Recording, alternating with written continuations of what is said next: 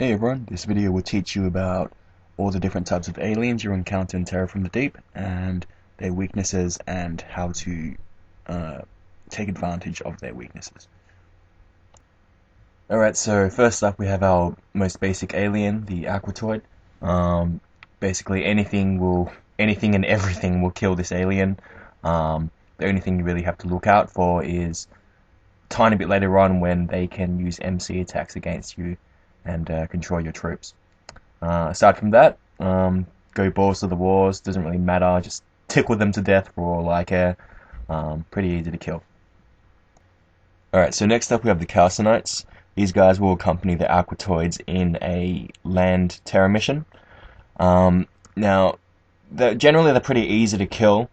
However, on higher difficulty levels, you have to be quite careful of them because they'll have a lot of time units, and they can just run up and smack your guys down in a couple of hits. Now, the best way to kill the Hallucinates is with the use of sonic weaponry. To shoot them off from a distance. Even the sonic pistols is pretty good against them. You know, it'll only take about 1 or 2 shots, depending on the difficulty you're in. Sonic pulses work well as well, but generally just use your sonic guns and they'll go down in 1 or 2 hits. Next we have the Hallucinates. These guys will accompany the Aquatoids underwater. Now, they're usually pretty dumb and slow and don't really move around too much. However, it's worth noting that these guys, as well as any other large unit, by large I mean taking up 4 squares, they have the same weaknesses combined. So, basically, because they take up 4 squares, if you use some form of explosive, they'll get damaged 4 times. It's kind of a bug in the game, but that's just the way it is. So, the best weapons to use are anything explosive, such as sonic pulses, anything that will create a big explosion, such as gas cannon HE ammo, even thermal shock launchers, and of course DPLs.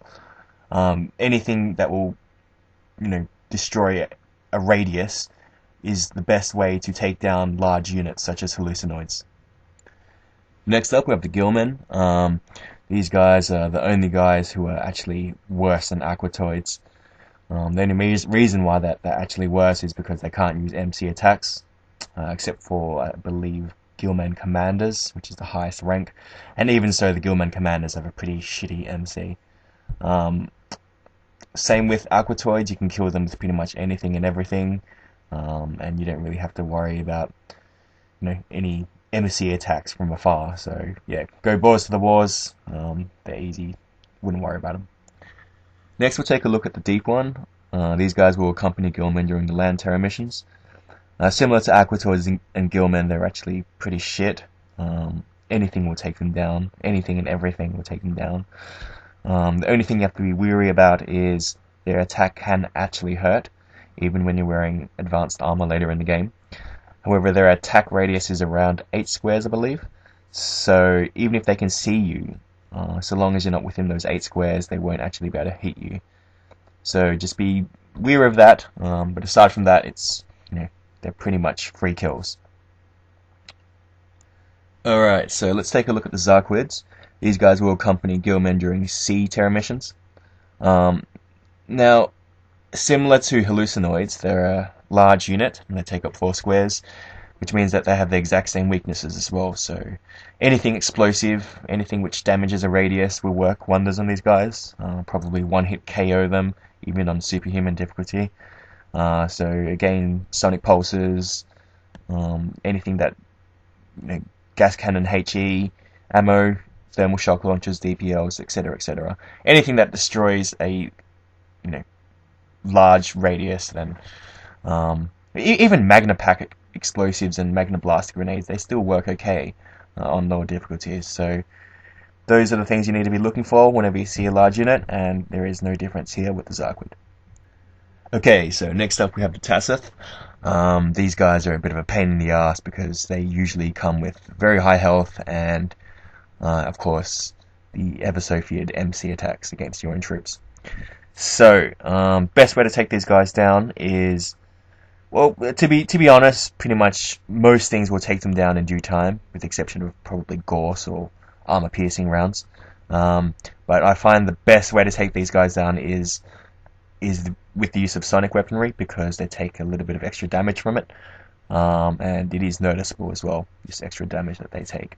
So yeah, use your sonic guns, and they should go down in no time. Alright, let's take a look at the Tri-Scene now. These guys will usually accompany the Tasa in land terror missions, in particular the ships.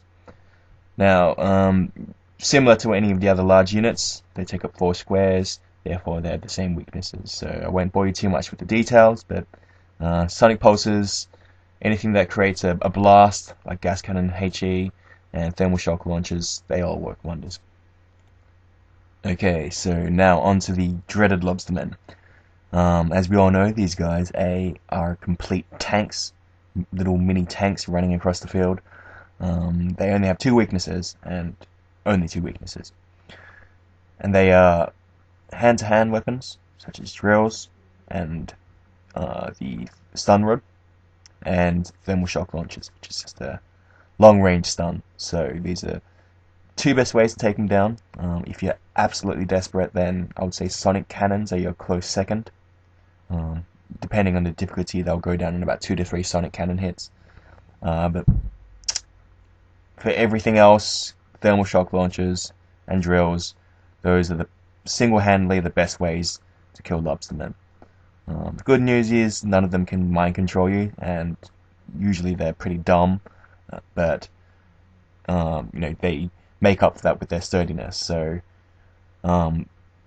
seriously, use these 2 weapons and you won't look back. Okay, so next up we have my favorite, the Bio Drone. And by favorite, I mean my worst enemy. Now the reason why they're my worst enemy is because they actually don't have a face. It's not just a joke, they literally don't have a face, so you can't actually tell which way they're facing. And that's really detrimental to your gameplay, because you might want to sneak up to them from behind and to smack them with a drill, and for all you know, you could actually be charging at them face on, and of course get shot in the face from their reaction fire as a result. So look, the best way to take these guys down is with the drill, because they don't explode when you kill them with a drill.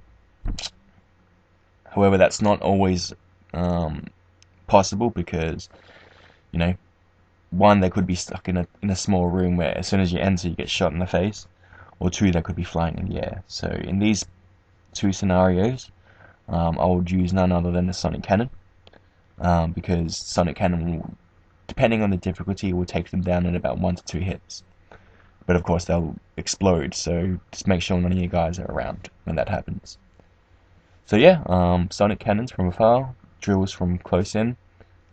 That's the only real way to take these guys down.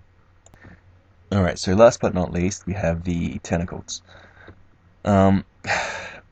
These guys, I mean, just looking at the right hand side of the screen, you can see that they have a lot of weaknesses, but of course that doesn't mean that they're the weakest alien that you're going to face. All it means is they go down hard, they go down fast, but they take your guys out just as fast. And of course they reproduce from your guys. Now,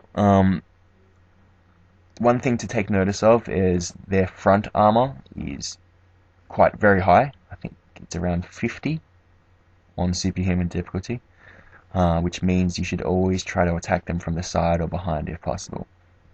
As you can see, sonic pulses probably the best way to take them, because their under armor is the lowest. Next up we have sonic weapons and thermal shock launchers. They're all good to take them out from afar if you don't want to risk going up too close and get zombified. And if you're forced to a situation where you are up close, say in an alien colony, then of course don't be afraid to smack them out with a drill.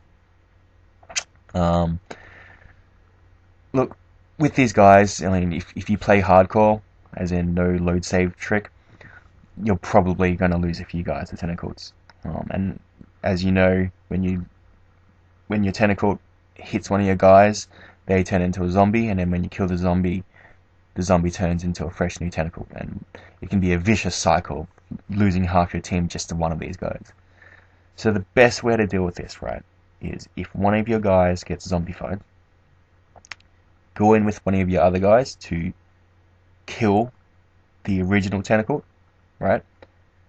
And leave the zombie alone if you don't have enough time units. Okay?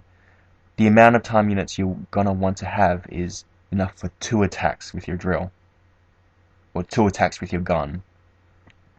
Okay, because the reason for that is that after you kill the zombie, the tentacle comes out. And if you don't have enough time units after you kill the zombie, then that new tentacle that spawns is just gonna start the whole thing over again. Okay, so bottom line is, go in there, kill the original tentacle, run out behind a door or something, because 9 times out of 10 the zombie just doesn't do anything because it's too stupid. Right? End turn, after you kill the original tentacle, on the next turn you run in, kill the zombie, and then you kill the tentacle that comes out of it. And that's the best way to finish this without it getting out of hand. Alright? Aside from that, these guys will only really accompany the Tasa and the Lobstermen on sea missions, and even so, they're only on the large ships and very large ships, so they're quite rare. Oh, and of course the colonies and artifact sites as well. So, I mean, it really depends on how many of those you do, but they can be quite rare if you just do down to USOs. Don't be, they're a fearsome alien, so it's okay to be scared and feared of, slightly scared of these guys, but if you know how to approach them and know what to do when the shit hits the fan and how to control the damage once one guy gets zombified, then you should be okay.